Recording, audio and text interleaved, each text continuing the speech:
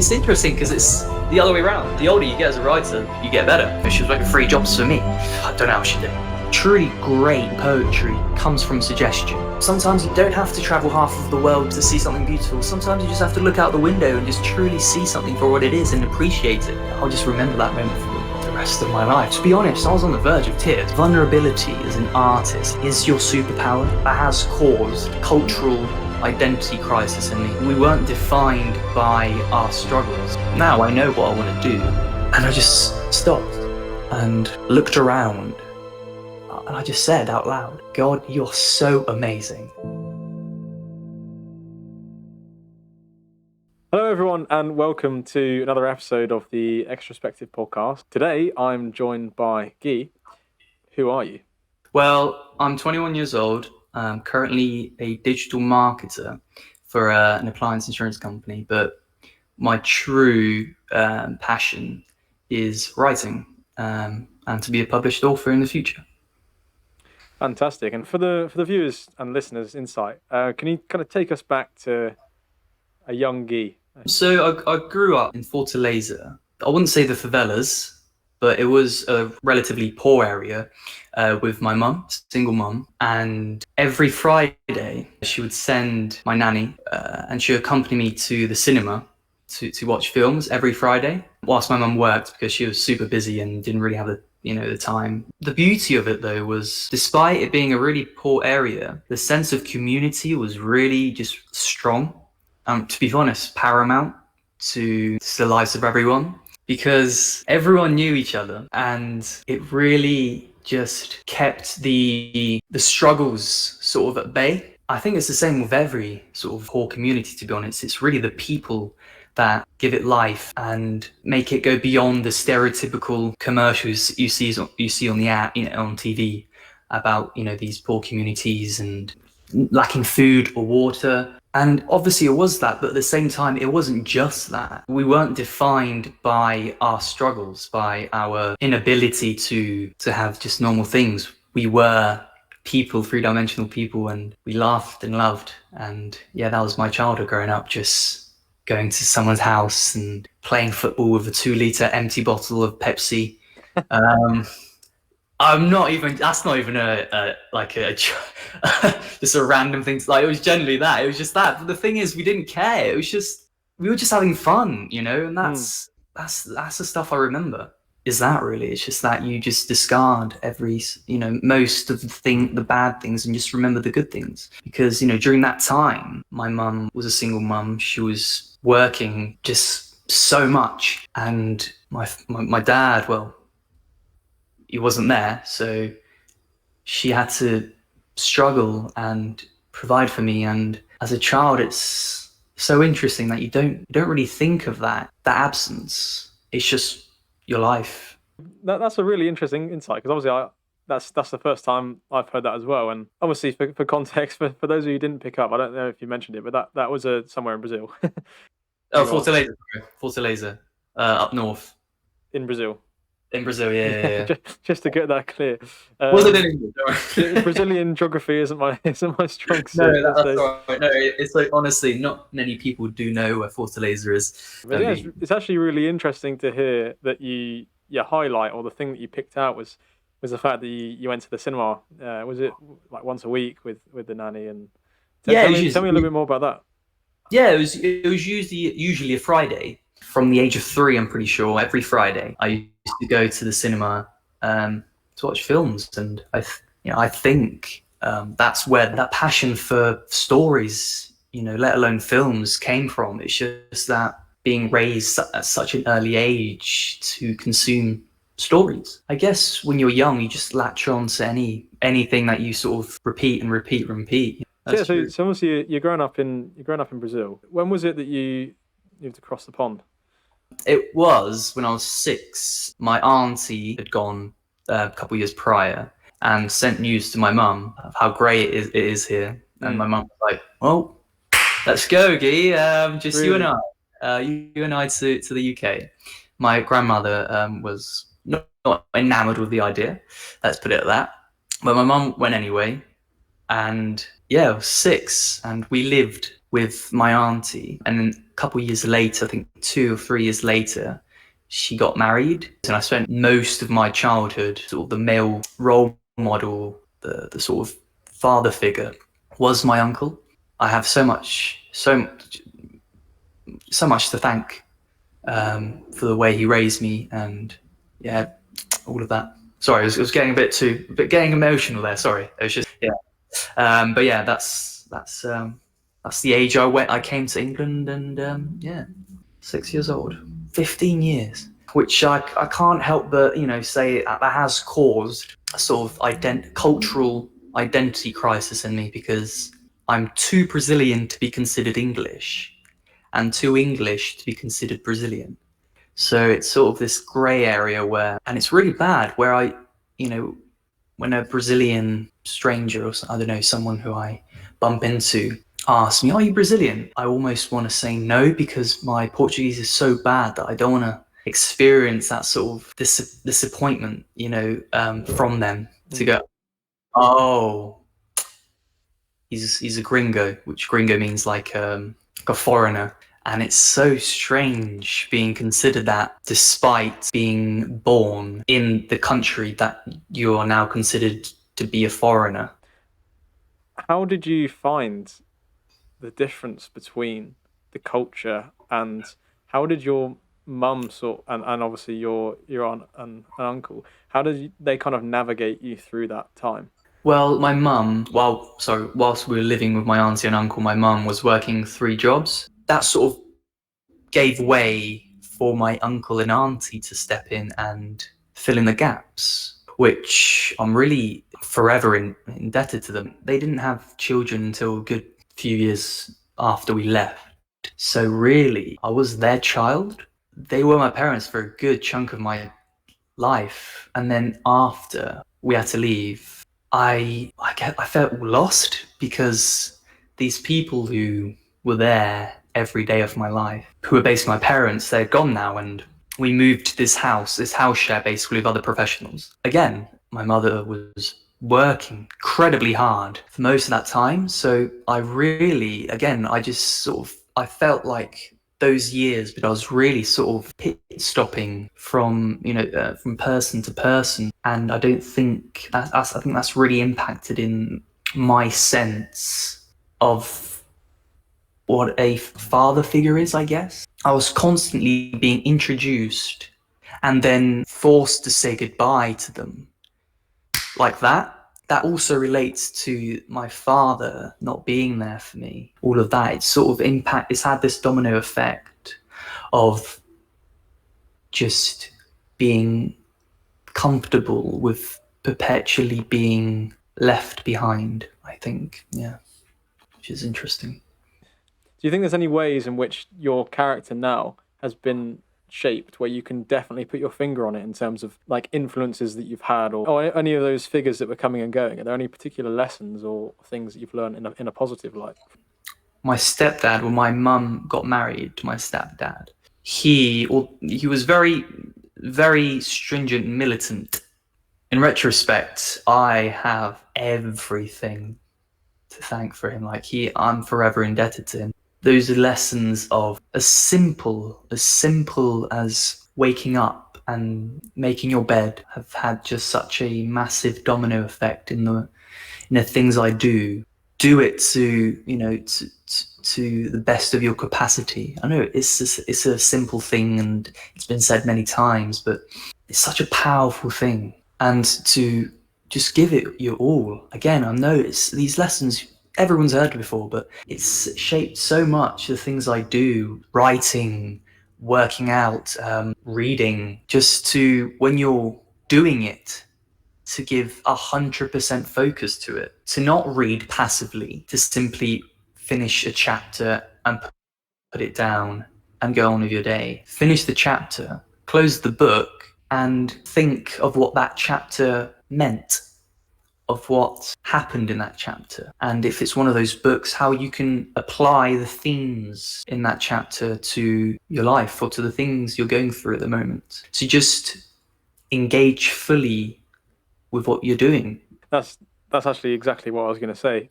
Engaging, and and being present. And I guess you say like those things are maybe taken for granted or obvious things. And I'm sure many of us have heard them from either our parents or, as you say, like sort of father figures. But do you think like it's that those things are a bit more, because the way you describe them, and it's actually one of the things I really love about the way you communicate and the way you think about things. Do you think that's because you're like more grateful for it because of the people that it came from? When you first met your stepdad, and then he kind of instilled those lessons in you. It's like he wasn't in your life, and then he was, and then suddenly you're grateful for this, and you find that it works, and then you're just almost more grateful for it than maybe someone like I would, taking it for granted. Where, my dad's been around my whole life. I think because of my age, I think I was 12 at the time, my brain had developed a bit more. I sort of obviously realized sort of the dynamic of things. I think when he came into my life, I didn't really just regard him as another person who would go away. I sort of understood, okay, he's the father figure now. And because of the way he sort of delivered his lessons, the way he sort of governed me, I know it's not the best word, but that's the way I felt, I guess, at the time. Because of that, I think I latched on to what he was saying, although in a combative sense, because we really didn't get along at all.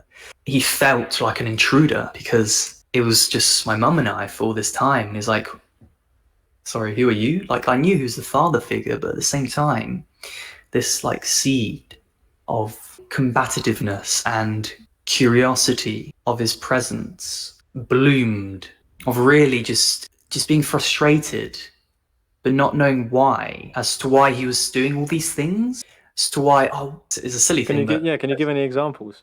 yes, as to why I could only play my Xbox during Saturday and Sundays, and I had to study from Monday to Friday. As to why I had to clear the table, ask permission to leave the table. Looking back at it now, he was really caring for me. Just he wanted me to be able to respect things. For example, when you're asking permission to leave the table, uh, it might seem as something okay, like that's a bit strange, given sort of the modern society at the moment, to leave the table, but it's respect. It's the food was prepared by your mum, and your father was there who provided the food to be bought in the first place. And it's really that sort of asking for permission to leave the table. It's almost like a thank you. That's why I'm so grateful, so grateful for what he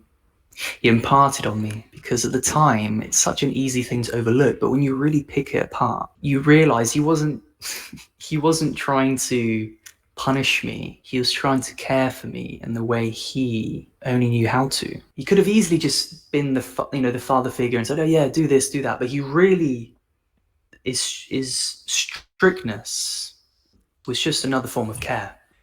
It's very important and interesting to hear that, because yeah, as you say, there's a weird kind of tension between the necessity of having those boundaries and those rules, which I can definitely account for. I mean, I didn't have like the strictest parents, but my parents certainly put in boundaries in terms of only going on the computer on Tuesdays, Thursdays, and Saturdays, and then Sunday was like for church and family time, and other days Yeah. were for studying.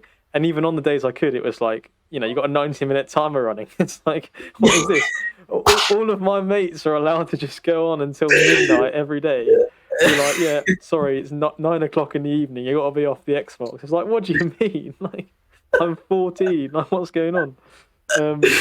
But it's yeah, and my parents would always explain, like almost like a never-ending loop of just them explaining that they did it because they loved me, and I was like, "What do you mean? Like, I really want to do this stuff. Surely you should let me do what I want to do. That's the best form of Exactly. love." And actually, to abstract this out to politics, which I don't want to do too much, but it kind of reminds me of how you have the tension of the necessity of boundaries and kind of what's right and wrong morally, and then also the compassion and the love.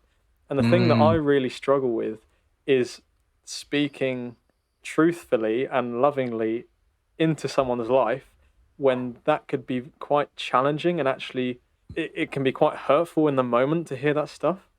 And that's kind of 100. uh, that's kind of quite similar to the way you're kind of describing the parent has to set the boundary out of love, but that boundary for the child in that moment doesn't seem like a very loving thing.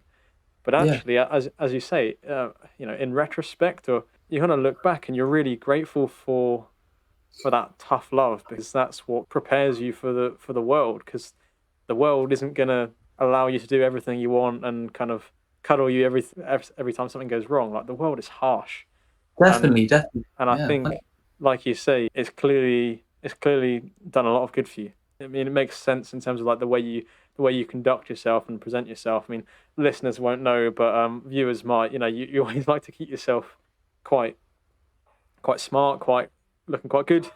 Like I know you've just got a trimmer or whatever you call it to do your own beard, but it always seems like before you got that yourself, you're always, whenever I met you, was just really well groomed. I don't know how else to describe it. I, I really want to stress that it's not out of vanity, but it's really respect for the person or the people that I'm going to meet. Mm. So I really want to set an example and show that not only verbally but also visually, that I've come here and dressed nice in respect, out of respect for you. So I really don't want to. No, no, I don't think so. I don't think it's a vanity thing. It can be. It can.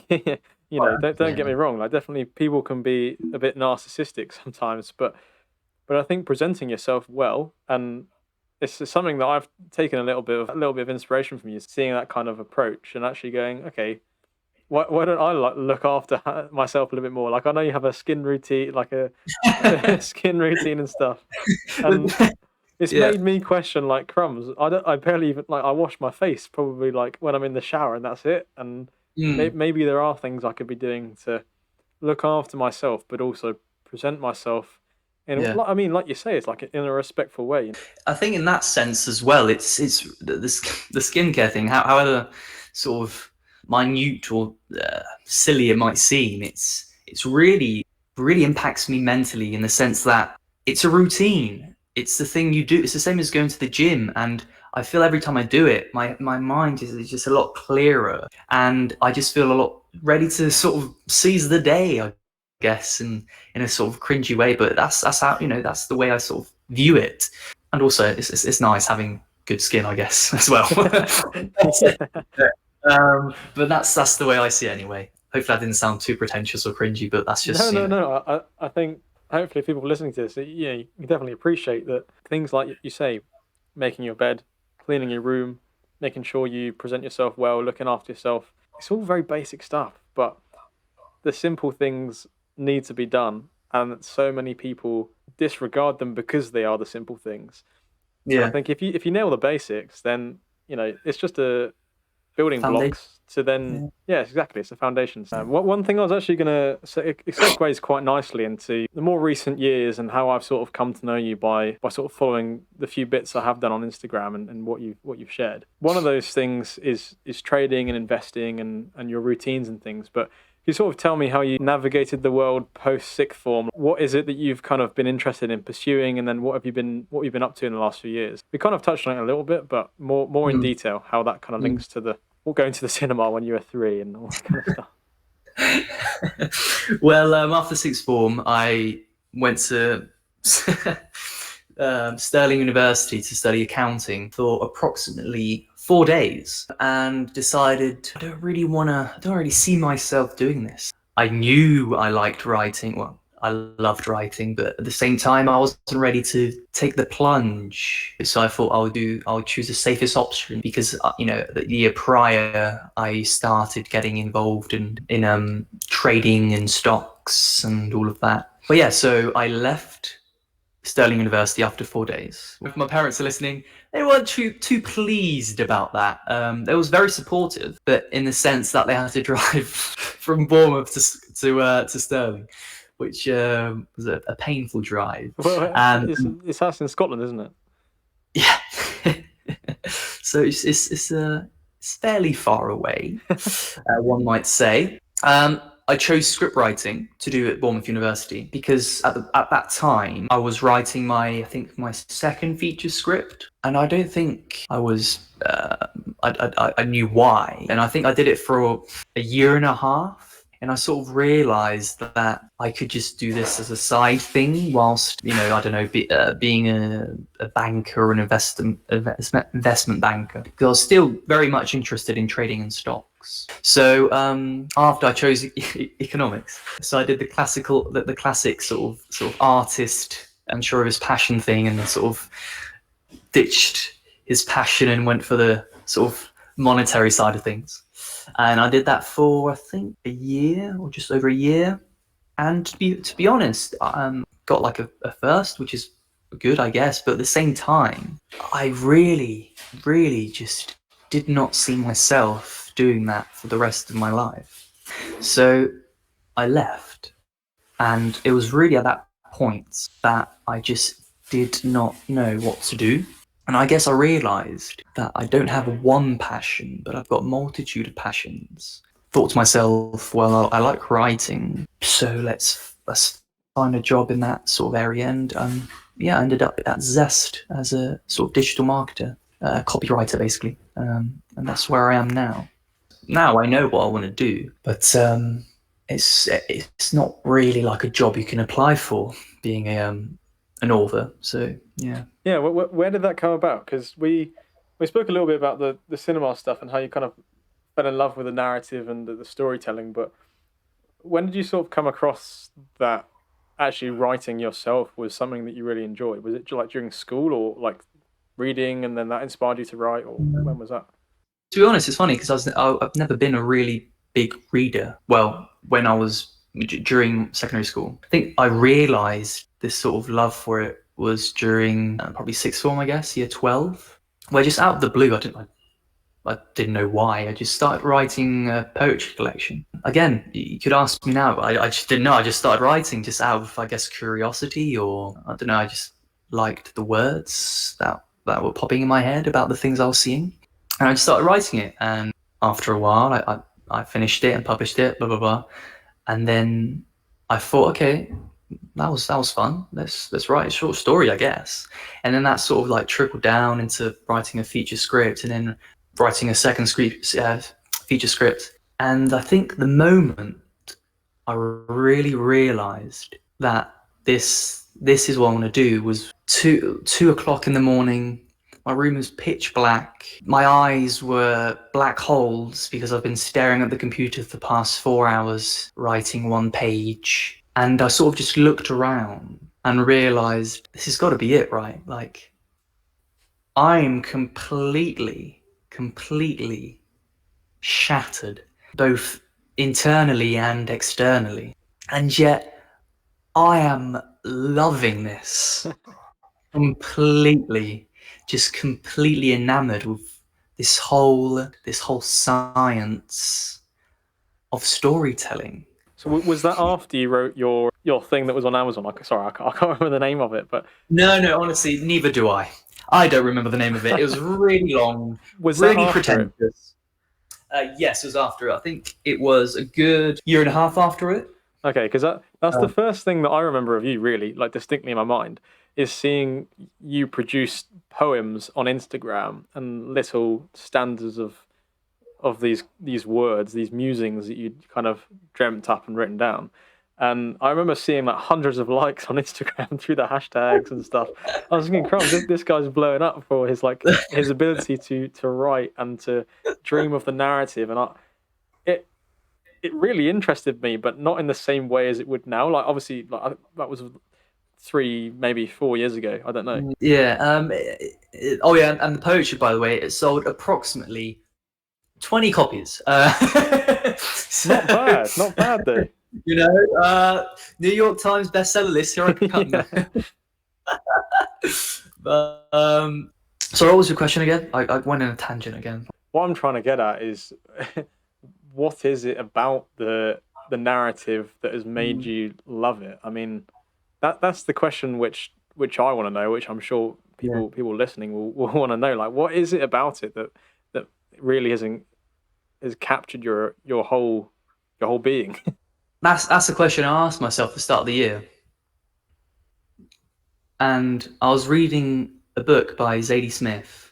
I'm not too sure, but I'm sure the listeners would know who she is. She wrote White Teeth, and it was a memoir she wrote during COVID. And there's a particular quote which I'm paraphrasing here, but why, what interested you to write? What interests you to write? What continues to interest you to write?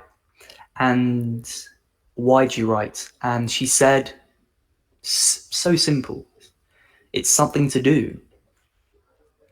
And I found that so beautiful. It's just something to do. It's this big thing, this inexplicable thing. And yet when you sort of peel it down, it's just something to do on this, while I'm alive, I guess, while we're all alive. It's just something so tethered to our DNA. Like, we've been telling ourselves stories since we can even speak. We have to draw it and, on caves. So it's always been there. Hopefully I haven't disappointed anyone, but it's just something to do, I guess. But in another sense, in poetry anyway, because when you're writing poetry, you're putting everything that you are, all of your beliefs, all of your disbeliefs, in that moment in time, into that poem, into those words. And I think I realized in my personal experience, in retrospect, a poem is a hypothesis, in the sense that those words that you wrote down during that period of your life about grief, about love, they were true during that time to you, but maybe in a couple years' time they won't be. And I find that so fascinating, because it's another way of just laying down who you are during a certain point of your life. Instead of sort of becoming a journal, a poem is so universal. And that's why I think poems and just art in general, really, to be honest, it's a thing that should be shared. It's a form of intimacy, of vulnerability, because and sorry if I'm going a tangent here, but which brings me up to another aspect of writing, creativity in general, again, to be honest. Vulnerability as an artist, I found, again, this is my personal experience, is your superpower, in the sense that you can plot the most perfect story, a murder mystery possible, but if it doesn't have honesty, that trueness, it just won't resonate with the reader. Like a book I've just read recently, On Earth You're Briefly Gorgeous, which is about a Vietnamese son who's writing a letter to his mother who can't read, and it's about his struggles, his and her struggles during the fall of Saigon, and it's so vulnerable and so raw. And that's an artist's power, is his or her vulnerability. And it's such an interesting thing, the word vulnerability, because if you break it down, vulnera, which, if you track it back to the Greek translation, means wound. And obviously wound to us is something weak. But how do you take care of a wound? Obviously you can take care of it by yourself. In a way, when you take care of a wound, you get to know yourself a bit more. Towards the end of the process, you now understand what you had to do to get to heal that wound, the different things you tried, but it didn't work out, and the other things that worked. And in the other, it's sort of the other dimension of it, of the definition. You go to a person, you ask them, could you take care of this wound for me, please? I don't know what to do, please. And I think that, to me, is what vulnerability is such an innate part of who we are. It's the way we communicate. If you talk to a person for 30 minutes, the things you remember won't be what they ate that day or what they did that day, but sort of the emotions they felt. And I think we really, again, my personal experience, I really think we should destigmatize vulnerability as being this thing you should push away, because it's who we are. We're all vulnerable. Why are we pushing our true selves away? And it's the way I see it, it's such a dangerous thing, because what if you push it away so much that you lose who you are and you don't really know how to communicate anymore? again, if you break the word down, vulnerable obviously means endangered and weak, but at the same time, if you look at the synonym of vulnerable, it's open, the word open. And that's what I think it really needs to be. It's this sense of openness. It's the sense of not being encaged. It's realizing we're all broken and weak and lost and everything. But at the same time, the only way we can sort of unearth it is just to talk to another person and sort of just share our experiences. And I think that's why storytelling to me is such a powerful thing, because you're seeing someone, a director, a writer, an artist, laying down their doubts, their beliefs, their disbeliefs, their worries, and none of it can be true, but it's true to them, it's honest to them.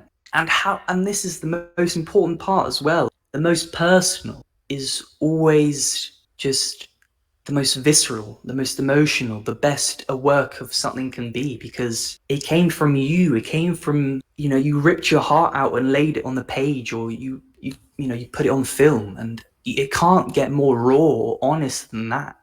The worst thing you can do is make something that doesn't have, that you try to fabricate in order to satisfy everyone. At the end, you won't, satisfy anyone, because it's fabrication. It's a fugazi. It's not real. It's nothing. Hopefully I didn't sound cringy, but that's what it is. Like, it's really just laying your heart out on that canvas, on that page, on that film, communicating with another person or people. I think that's such a beautiful way to describe storytelling. And I think, you mentioned there that it's not necessarily objectively true or whatever, but it's real. I think there is that narrative truth, because it's almost more true than the objective kind of scientific testable truths that we see, like gravity. Yeah, everyone knows gravity is true. But you know what? More than knowing gravity is true, we know that love is true. Like, each of us knows what heartbreak feels like. Each of us knows what awe feels like. See a beautiful sunrise, or you are fortunate enough to travel and see an amazing view in front of you, mountain tops. And I think those things are far more real to us than something like gravity, which is correct.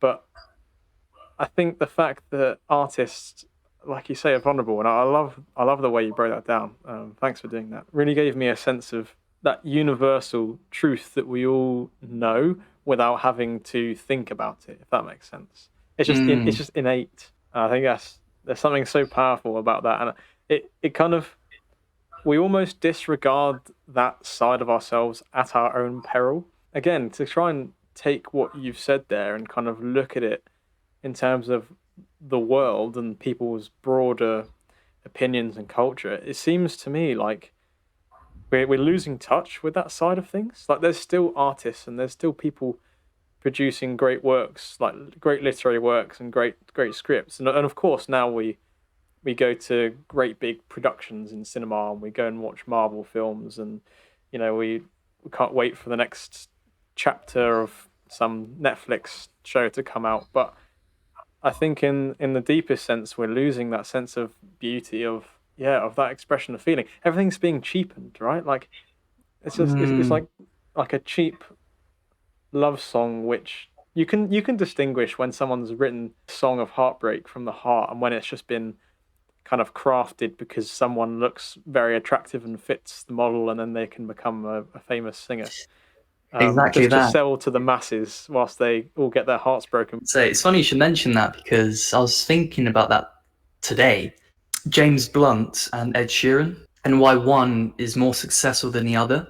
Because I listened to James Blunt's Monsters. I don't know if you've heard of it. It's a fantastic song, that is. I learnt it on the piano and did a duet a couple of years ago. That song touched me like no other. Yeah, and I was just thinking about it, like breaking it down and sort of, okay, so why is one more successful than the other? And I sort of, okay, it's probably I guess let's say the lyrics. What define lyrics then, Guy? Define what you mean by lyrics. Well, okay, let's say which one is catchier? Probably say Ed Sheeran. And then I was like, okay, on the other side of the spectrum, what if, which one is the most honest and true? And it was just obvious that it was James Blunt's, but at the same time that like you said, everything is just so neutered down and fake, that we rather go for something that's catchy, where we don't really know what it means, but it just, it rolls off the tongue Everyone compared to else is listening and chanting these things in nightclubs, exactly, so I'll do it as well. exactly compared to something where an artist is literally breaking his heart in front of you because his father has been diagnosed with stage 4 cancer, and someone listens to it and says, "Oh, that's so depressing. I don't want that." And I'm like, okay. And and to be honest, I don't really know what to say to that. Just apart from just sigh. The cynicism of it, yeah. Yeah, it's again. I think it comes down to sort of the vulnerability aspect of it. We want to shield that away as much as possible. That's exactly what I was going to pick up on. Yeah, that's precisely and it. And if honest, so it's like we latch on to anything that sort of kills that sort of sense of vulnerability in ourselves. Just look around, like the increase of drug use, of suicide. It's obviously, I don't have the facts to back it up. I'm just going by my own personal experience. But it's got to have some link to this sense of shielding and of numbing away, of trying to figure yourself out or your trauma. Can I just go off on a limb here, and I'm just trying to like piece it together, because I think there's a general picture that I'm trying to build in my mind here, and I might not articulate it in the best way, but Yeah. from what you've shared about the influences you've had in your life and kind of shaped you to who you are now, and then talking about the things which we agree on here and that you've very much pursued in terms of the whole narrative world, which I'm dipping my toes into, but I completely appreciate and love, and honestly I'm in awe listening to your descriptions of that. It really is, and I hope other people are appreciating it as much as I am too. But the way I'm sort of piecing it together, and you can say if it's not exactly true, but what I see is if you have kind of boundaries and security, then it allows you to be vulnerable and to lean into that and explore what that means. So if you have like this annoying discipline imposed on you, and like we were talking about earlier with your stepdad when he kind of came into your life, and it's obviously very challenging for you to see why the merits of the saying no at the time, but then as you've grown in appreciation for that, those boundaries, but what comes along with that is the security in terms of the financial security, or just feeling safe in who you are as well, then allows you to feel like you can express yourself and express your vulnerability in a healthy way where that's going to be well received by people around you.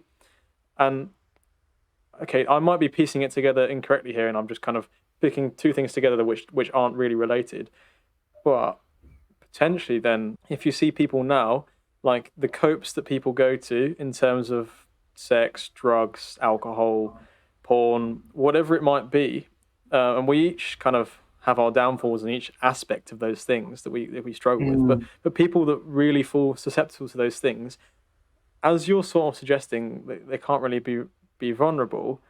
Maybe it's because they never had the opportunity or that space or that security to feel like they could lean into and be vulnerable into.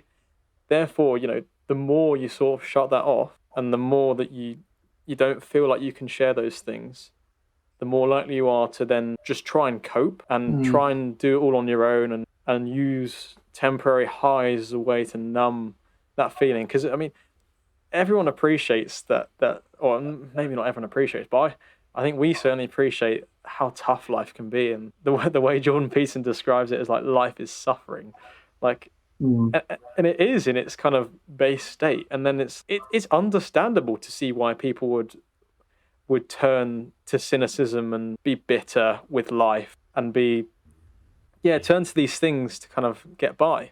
But then again, it's like if you have that space to be vulnerable, and it can be being vulnerable with friends, it can be vulnerable with family, it can be being vulnerable with God. If you have that kind of comfort to lean into, then maybe that stops you from going down that path. I mean, it might not particularly relate to you in terms of having your stepfather to be able to lean into in that way, and then having the views you do now. But I'm just trying to piece it together now, and I'm just kind of thinking out loud. Mm. But maybe it's true, maybe it's not. Maybe it's just something to think about and philosophize over. No, I think I see what you mean in the sense that you just want to cultivate a sort of dialogue where vulnerability is just said without a doubt, sort of like in the sense like without sort of like stuttering before saying it, in a sense where it's welcomed. Is that what you're saying? Sorry. Yeah, kind of like with my friends. Hopefully, if you're listening to this, you can appreciate. I like, and I would encourage people to share things that have got going on in their lives, as I take liberty in sharing stuff that I've got going on, because I appreciate, and I've kind of recognized in my life, when you have that security and trust in people, then you can be vulnerable, and then that can stop you or aid you in terms of turning away from those things. Because I think the most damaging things are the things that we find it hard to be vulnerable about, are the things we don't talk about, because if we talk about it, it's kind of a taboo thing. Like for a time, for me, it was porn. Like I didn't want to. It's not something you want to openly share with with anyone. It's embarrassing. You feel like it's awful, and I mean it is. But Yeah, having a space to be vulnerable in that then allows you to actually confront the problem rather than just not engaging with it. Anyway, going off on a bit of a tangent. No. I went on a tangent. You have every right to. Yeah. I think that there is that lack of feeling vulnerable, and to cope with that, people have gone down these other paths, and then it's not working out very well, I would, in my estimate. Oh, 100%, yeah, 100%. But it's such a shame, because the other part of vulnerability, the ability. If you go on Google and you search ability, the synonym that comes up is power. It's a power. It's vulnerability is a power, and we're sort of shielding that power away. The power to show your wound to other people, who also have that wound, because everyone has that wound. That's awesome. So I know that more recently, I've seen this summer, you've gone a few different countries in Europe, and you've actually been back to Brazil and stuff. What's it been like reconnecting and going back to Brazil now as a 21-year-old? And also, what, I guess it's a two-part question, but what's it been like traveling Europe as a writer? Well, the first part of the question, I was super nervous to go to Brazil, because that sort of sense of being lost in terms of culture was sort of really kicking in my brain. And I felt like a fraud going back there. And I talked to my mum and said, I'm scared. I can barely talk the language, I'm going there by myself. I'm scared. And she said, don't be scared. Once you set your feet on the ground and sort of take it in, the roots will start to bloom again. At the time she said that, I really didn't take it in, to be honest. I just said, yeah, sure, okay, whatever. It's something you say to your son when she's scared. But after spending 9 days there, I did have a moment where I was at the church my uncle goes to. The service was going, and I sat there, and the fan was going, and it was hot and humid, and I was hearing my people speak and not hearing an ounce of sort of the English dialect around. I to be honest, I felt like I was home. I generally didn't want to leave, because I felt like, it's going to sound cringy, but it felt like this is where I belong. Why have I been feeling like a fraud this whole time? And it's funny as well, because after 9 days, my sort of accent was sort of maturing and becoming stronger. And I really can't put into words how relieved and happy I was because of that. So yeah, that was probably like the highlight of my year, was to go back home and realize that, yeah, you're still Brazilian. it's not going to leave you. Yeah. And the second part of your question. Yeah, it was pretty good. it was pretty good, because when you think of a writer, you think of a person who's been places, who's lived, who's seen some stuff, and I needed that so much. So to travel and see the amazing wonders that God created. I remember so distinctly being Lake Como, swimming in the water. It was transparently, but with a tinge of blue, cyan, and the sky was, oh my goodness, it was blue, and clouds were nowhere to be seen, and the mountains were just all around you. They didn't feel like mountains; they felt like flowers in a weird sense. And I just stopped and looked around, and I just said out loud, I said, "God, you're so amazing." To be honest, I was on the verge of tears, because it was just the sheer beauty of just witnessing that.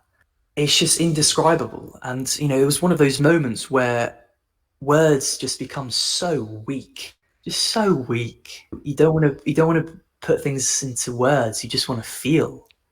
And it was one of those moments where I just wanted to feel. I'll just remember that moment for the rest of my life, because I was just in awe of God's perfection. Because sometimes you take it for granted. You're sort of sitting in your garden, you're sort of on your chair, the sun is out, and you're sort of reading a book, but you don't really appreciate it. And I think, going back to the writing aspect of it, I think as a writer, you want to romanticize life, but not in the sense, in the fake sense, in the sense that you just want to bring the things that you take for granted up and say, hey, these things are really great. Sometimes you don't have to travel half of the world to see something beautiful. Sometimes you just have to look out the window and just truly see something for what it is and appreciate it. Just being in that place, I just felt closer to God. It was just one of those things. Yeah. Sorry. Yeah. No, it's powerful truth that you're sharing there. And I remember you sharing that story the last time I saw you, when we were in church, midway through August, I think it was. And I then went to France, and I went to France a couple of weeks after that, and I remember being in Rouen and seeing these cathedrals, and seeing what beauty we've created, but then also the creation that we've tried to, in our best attempt, construct the incredibly intricate buildings in an attempt to try and glorify God.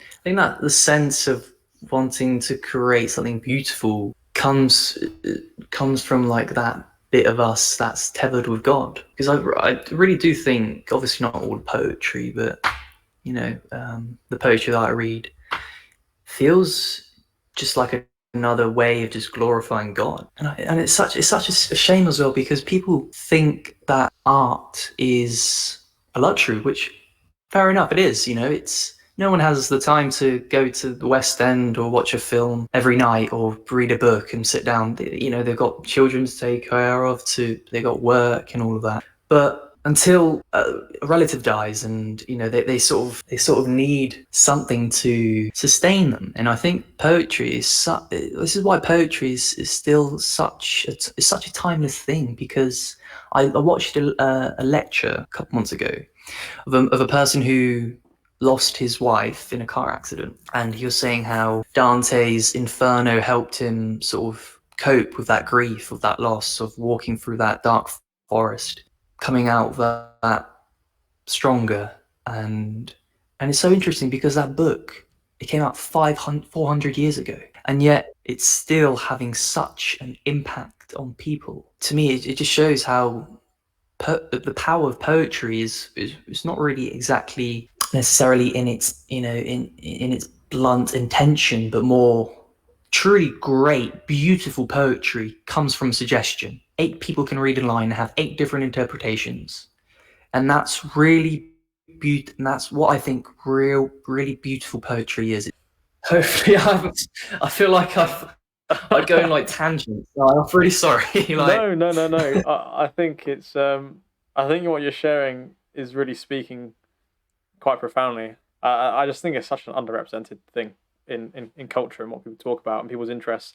Like the you've kind of inspired me to kind of read more, and it's something that's silly because as children and for basically all of the last few hundred years, as we've become more privileged and to be able to be literate and educated and read and write, it's one of the things that's treasured. You know, we had I think it was the first ever mass produced book was the Bible, and it was thought that should be given to everyone. And it was quite a struggle hundreds of years ago to finally get to the point where you can print things en masse. And the richer classes didn't necessarily want that to happen initially, because you empower the peasants because then they can learn and start to think for themselves and start to question things. But I think it's a shame that something which is so deeply profound and so important, as we're kind of talking about, is now being swept aside with the age of the mobile phone and the dopamine and the instant gratification that we get from things. And it speaks to kind of the things that we've been discussing on the podcast so far, and kind of thinking about the simplicity of reading and writing, and how much we take that for granted so much that as a culture we're almost disregarding it and favoring being on our phones, not really reading anything of any meaning, and also not really creating anything of any meaning in what we're doing. And that's ultimately why I wanted to have this chat, is because I find the way that you've reconnected with that and found your passion for that is way more profound on a human level than I've had many other. Like, it's one of the deepest connection I've heard when I've been talking with people, is the way you've been able to describe your love and your sense of purpose through this seems so more like you really know it, rather than people convincing themselves that other things are their passions, hobbies, or meaning. Like, this just seems so right to me, and it's odd that it's so rare, if that makes sense. Right. Yeah. Okay. I think it's fantastic. To sort of move to looking at kind of where we're at now, and kind of all the experiences you're just describing, and the journey you've been through in terms of kind of discovering what it is and who you are and what you're about, to bring you to the present moment. Just to throw it out there, what does your day-to-day routine look like now, and how does it incorporate the things we've discussed in terms of literally like summing everything up, like, you know, going to the gym and like storytelling and reading and looking after yourself? Like, what does that look like now? Well, I usually get up at 6 o'clock, have a little alarm, and then I try to read for minimum half an hour to an hour. So I leave the bed at 7 o'clock after reading for an hour, and after that I have a shower, do my skincare, then go to the gym. I really recommend going to the gym in the morning, because it just sets you up for the day. You just feel energized, and not even that, but you feel like you've already achieved something, you know, and that sort of causes sort of a domino effect of you achieve something, then you achieve something. You know, it's sort of interlinked. And also at the end of the day, when you finish work, you don't have to go, I still have to go to the gym. Yeah. You know, which I've been there many times, and it is honestly like trying to pull a truck, trying to go to the gym after work. It's like you either keep the momentum rolling completely, or Yeah. you can't like get home from work and sit down for 5 minutes. Otherwise, that's game over. You're not getting up. So I think by doing it in the morning, it keeps the momentum rolling. Yeah, and usually it's quieter in the morning than the evening. Yeah. In the evening, it further desensitizes you to work out, because everyone's using the machines, and you're like, I could just go home. You know, what's the point? You know, and your mind starts making excuses. Start to negotiate with yourself. It's like, exactly, you're precisely right there. It's very hard to negotiate with yourself. So yeah, so after work, 6ish, probably read some more. Usually I'm reading like a book or 2 books a week. I try to. wow. But the thing is, though, it's when you know what books you like, it comes pretty naturally. I think it's the same as sort of you going on a bike ride, in the sense that you, again, I might be wrong, but in the sense that you sort of know what you have to do, you know sort of the routes you have to take, you need to take, you want to, I don't know, and to me, that's how I sort of see it in your shoes. But again, I don't know how do you I sort of, suppose so. It's like you're familiar with where you want to go. You know what the plan yeah, is in terms of like if you're doing any like high intensity interval training or how long you're going for, and it's all kind of planned out. And once you become familiar with something, you know why you're there to do it. And exactly that, yeah, exactly that. That's exactly what you just, yeah, that's exactly what I was trying to say. You just said it there. But yeah, and then after that, I probably tried to do a few hours on the piano. yeah. That's something I was going to talk about actually. Let's delve into it right now. Oh no. Yeah, do you wanna explain? Yeah, so I've started, sorry, learning the piano. Just out of curiosity, to be honest, because I've always been fascinated with music, and my family, especially, I think it's really come from my family because my uncle can play the guitar, my English uncle can play the guitar, my granddad could play the saxophone. It's beautiful as well because we sort of carried a saxophone around for the past like 20 years as sort of like his urn. Like it's like, him that's inside it. It's strange, but anyway, yeah, I've started to play the piano, and I've been tracking it, sort of taking videos of myself and putting it on Instagram just to keep myself accountable. Again, I really just love learning and just creativity in general, and I thought, why not? It's Exactly. If there's anything that anyone is putting off, the day to start is always today.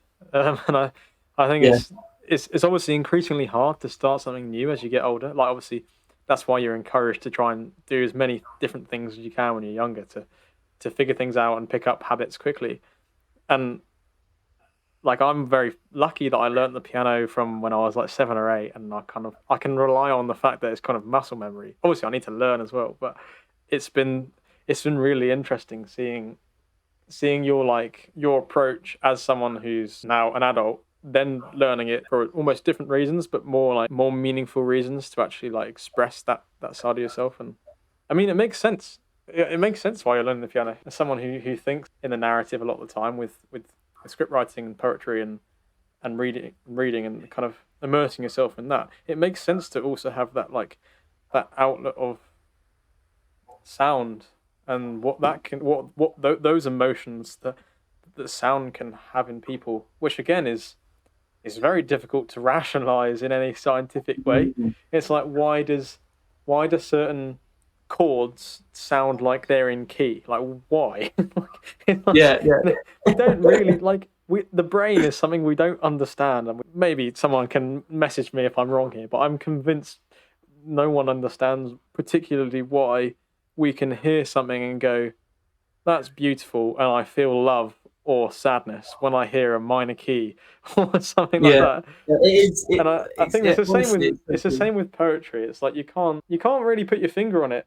And maybe you don't need to. Maybe you just yeah. need to sit and listen or read or whatever it is and just feel it. It, it's true. It's true though, because the same applies to when you're reading a book, and there's a passage, and your brain just goes, "Whoop, that's bad writing." It's almost like going back to the music sort of piano thing. It's like almost hearing a wrong note, out of tune note. Your brain just knows it. That's just awful writing. Why? And I feel like that's such an interesting thing because music is that way as well. Our brains just sort of go, huh? I don't know. I went on a No, tangent. no. It's something that's true, but not something we can prove to be true. It's just Exactly, in the exactly. narrative sense, we all feel it. It's a universal thing. Everyone knows when someone plays the wrong key in a concert. People that have had no musical experience whatsoever can just be like, "Oh, that doesn't sound nice to listen to." Who knows why? Yeah, And we don't need yeah, to know. exactly. Yeah, we don't need to know why. We just need to learn to feel it again and reconnect with that side of ourselves, Exactly. which I think you're obviously doing. I'm trying to do as well, and I feel like it's so profoundly important that people do learn to reconnect with that side of their humanity. So great discussions. Yeah. Absolutely loved the kind of roller coaster we've been on here, and a quick, brief whistle stop tour into the mind, into your mind, looking at your influences growing up and how that all kind of just ties together to where you find yourself today. I think it's so important that we have real, again, vulnerable conversations about who each of us are and how everything has shaped us, because there are so many things that I can learn from you that I can't learn in a textbook, that vice versa, like humans just talking about each other's experiences and passions. And I think primarily that's the reason why I set this thing up, is to have these kind of conversations and to invite other people to listen, because we can all learn so much from each other in our specific kind of niches. But I think what's particularly true about yourself is the things that you found yourself in. I think everyone could benefit from doing a little bit more. For example, with maybe another guest who has a particular, they're like an accountant. It's like, yeah, people can learn the rough messages, but not everyone's going to go and be an accountant. Now, I'm not saying everyone's suddenly going to be a poet, but what I'm saying is I think everyone would be better off. Society, culture, however you want to frame it, would be better off if everyone read poetry and everyone kind of contemplated these things, even for half an hour a week, rather than just mindlessly consuming and not ever questioning things and being scared to be vulnerable and all these things we've been talking about. I think really, really could be of a lot of value to people. So hopefully there's some people still listening at this point. Yeah, it's been a long one now. Sorry, guys. Well, yeah, it's all good stuff though. And just to wrap up, then there's a couple more things I want to delve into. I mean, what does the future look like for you? Like, what are your ambitions and what do you hope to achieve? Main goal is to publish my novel. That is the main goal.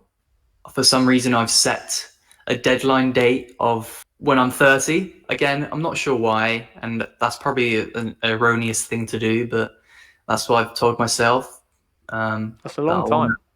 It is a long time, but again, it's a deadline. I can do it before then. Sure. Yeah. Said no university student ever. Exactly.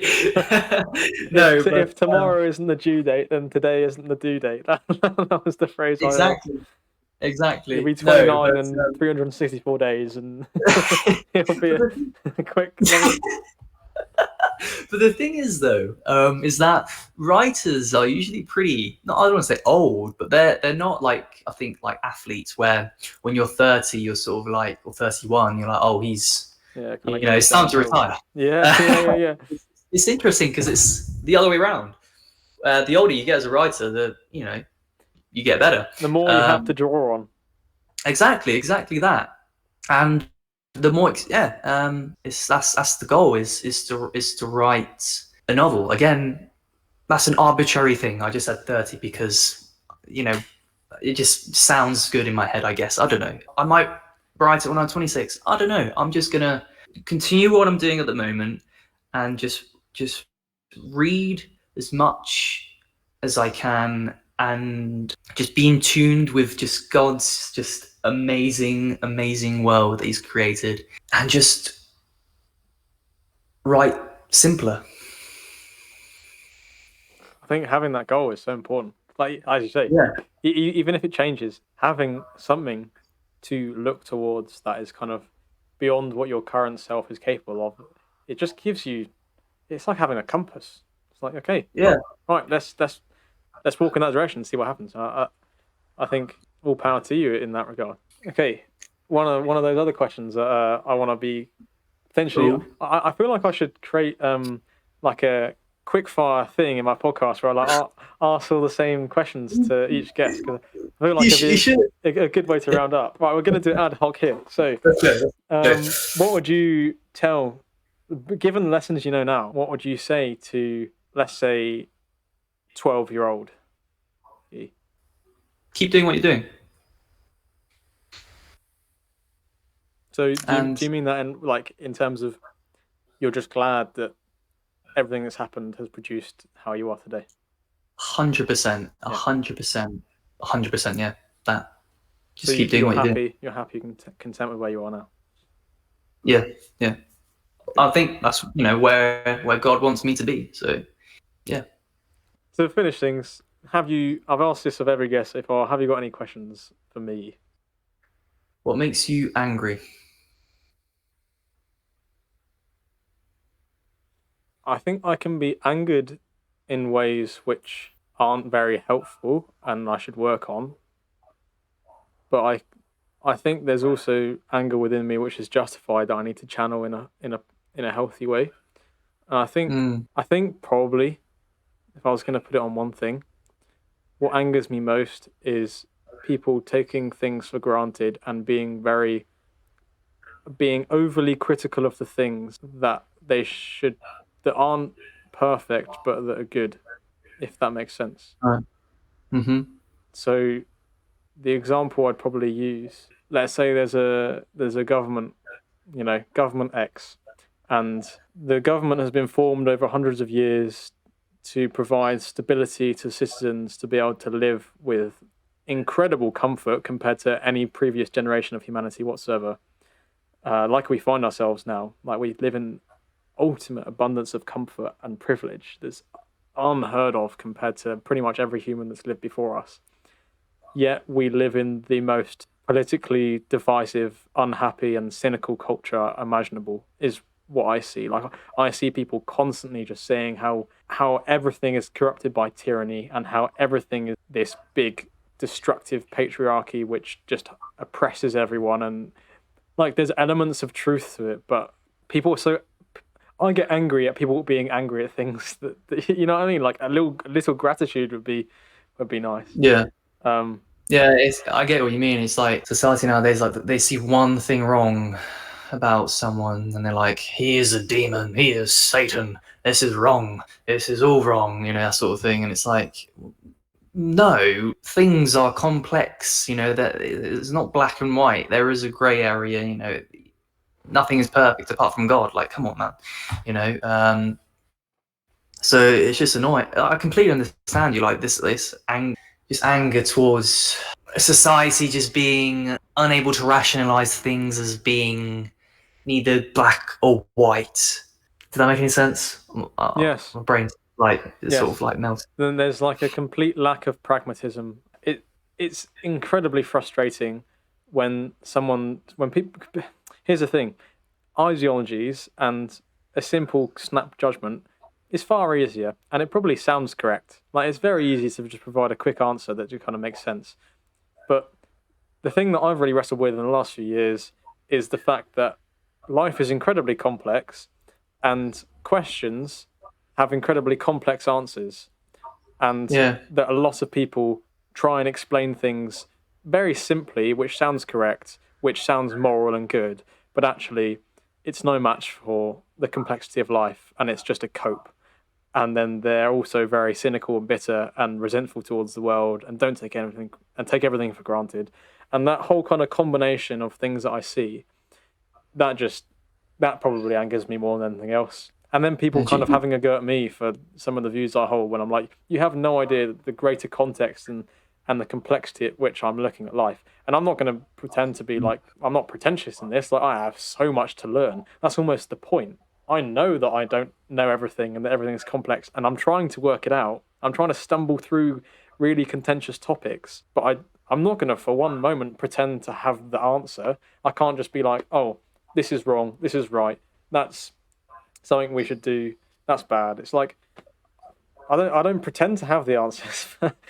yeah, no, it's all right. Do you think it's because most opinions are sort of presented on Twitter or on Instagram, where it's really you don't really get much room to say to extrapolate how complex it is, so you just make like a snap sort of opinion Mm-hmm.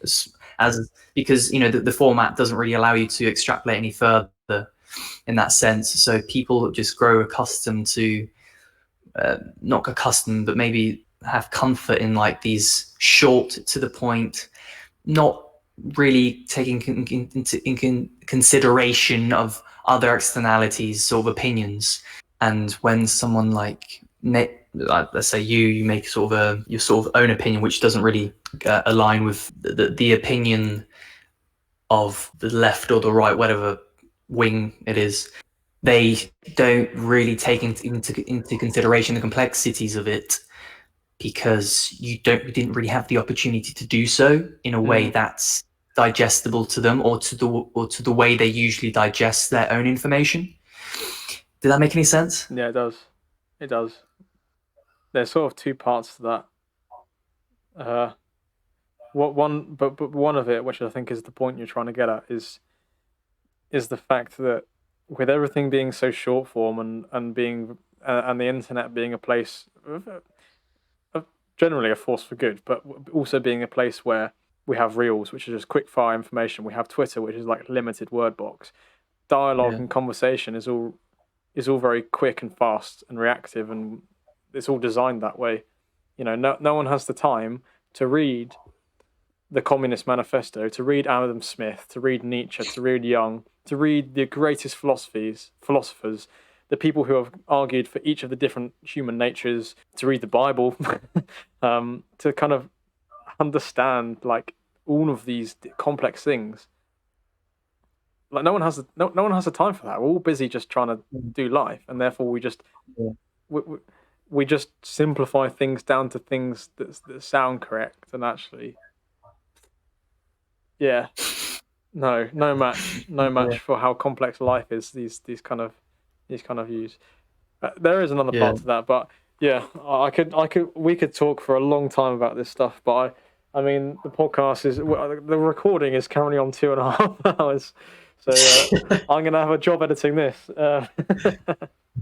Yeah, sorry. But I absolutely do not regret any minute of it, really.